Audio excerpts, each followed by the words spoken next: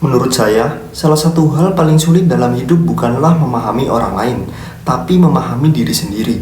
Kadang kita merasa sudah kenal diri kita, tapi ketika dihadapkan pada situasi tertentu, kita malah kaget dengan reaksi kita sendiri.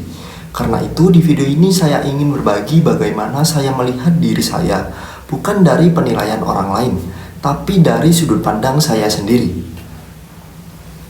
Saya melihat diri saya sebagai orang yang cukup reflektif. Saya termasuk orang yang cukup banyak berpikir sebelum bertindak. Saya jarang mengambil keputusan secara spontan. Biasanya, saya mempertimbangkan berbagai kemungkinan terlebih dahulu. Saya juga termasuk orang yang memperhatikan detail. Dalam banyak hal, saya ingin memastikan sesuatu berjalan dengan baik dan sesuai harapan. Tapi di sisi lain, kecenderungan ini kadang membuat saya terlalu lama mempertimbangkan dan kurang cepat mengambil keputusan. Ada beberapa hal yang menurut saya paling menggambarkan diri saya. Yang pertama, saya cenderung analitis. Ketika menghadapi sesuatu, saya lebih suka memahami situasinya secara menyeluruh sebelum bertindak. Kemudian, yang kedua, saya termasuk orang yang bertanggung jawab.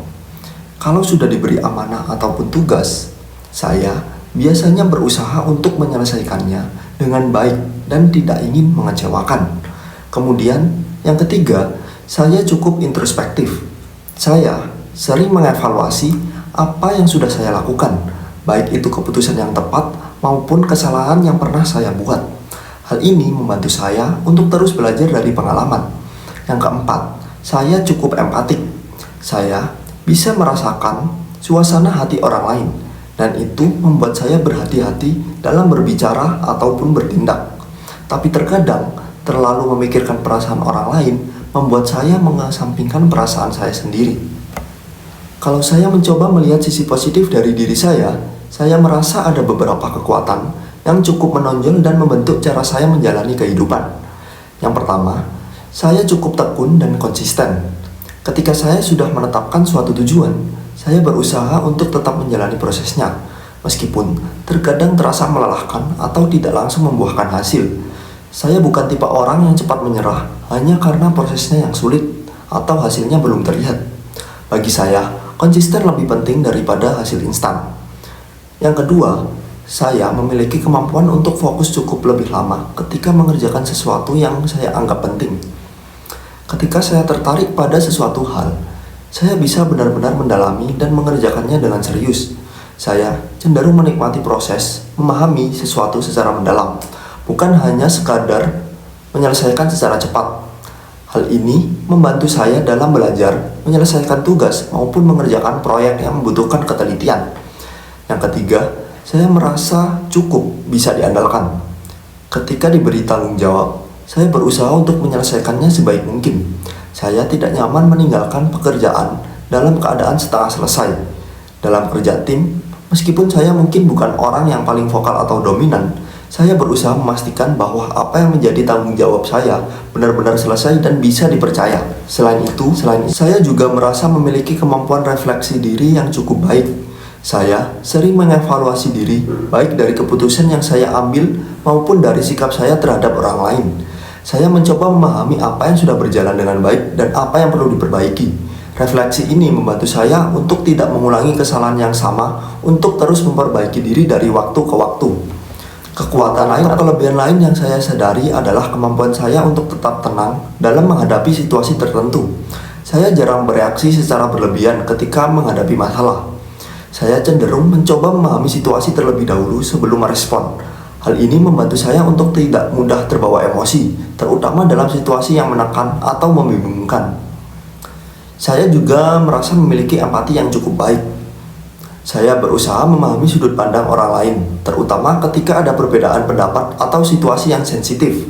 Meskipun ini terkadang membuat saya terlalu memikirkan perasaan orang lain, di sisi lain, hal ini juga membantu saya menjaga hubungan yang lebih baik dengan orang lain di sekitar saya.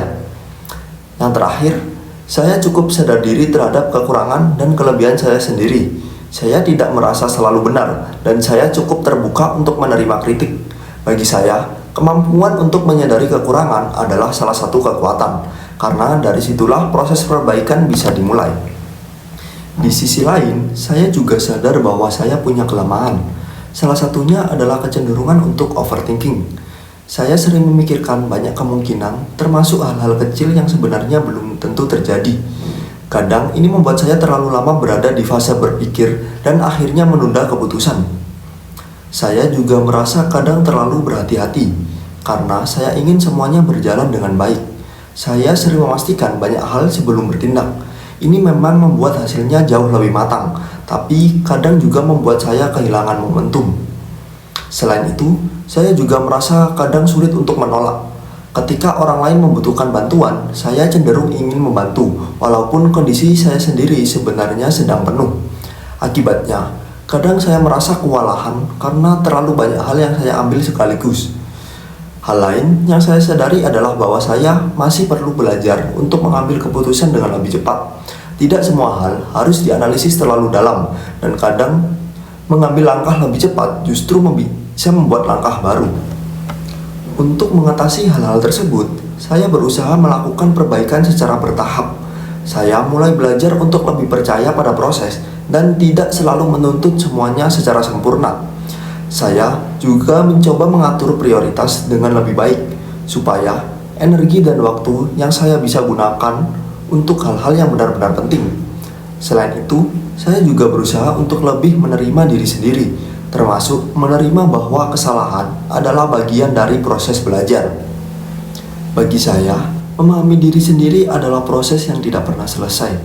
Setiap pengalaman baru memberi saya pemahaman baru tentang siapa saya sebenarnya. Dan saya percaya dengan terus mengenal diri sendiri, kita bisa menjadi versi yang lebih baik dari waktu ke waktu. Terima kasih sudah menonton video ini. Semoga video ini juga bisa menginspirasi kamu untuk lebih mengenal diri kamu sendiri.